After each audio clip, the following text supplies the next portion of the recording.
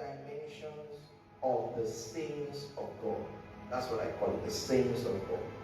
Number one is by His word, and number two is by His voice, or the voice of the Spirit. Okay? Romans chapter 15 verse 4, it says, "For whatsoever things were written aforetime were written for our learning, that we through patience and the comfort of scriptures might have hope." Might have hope. There is something we can have to look forward to. There's something you can hope for in 2023. That's the idea of the word. That through the comfort of scriptures, you might have hope. When you see people that are hopeless, they are at the verge of committing suicide, it's because there is nothing they can hope for. There is no word they are holding on to that makes them look forward to something. Say these scriptures were given so that through the comfort of them we might have hope. You can't have hope without the word from God. Who you hold on to? You are Christians. No, you will be discouraged at some point. But Paul would say, "I know whom I have believed."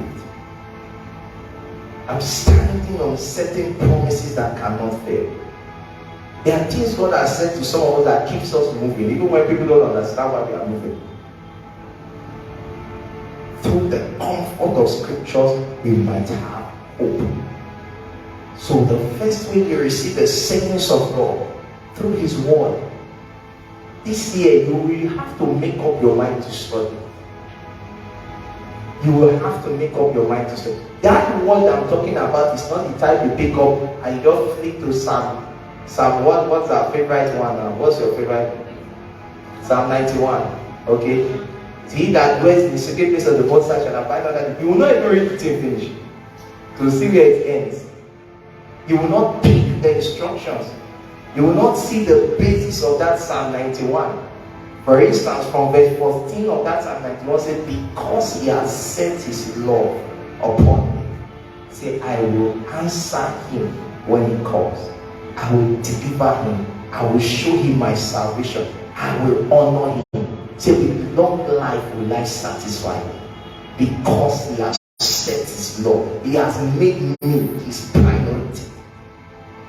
You will not get that kind of thing by just repeating. There are words that I have read that it lifted, it just became light. I said, Jesus, what a word. Because if we continue with some of the shallow way by which we follow God, we will never get to depths that will allow us to rise to unthinkable heights. It's your depth in God that determines your height in life. Your depth in God as a believer determines your height in life. Except you want to follow the way of the world.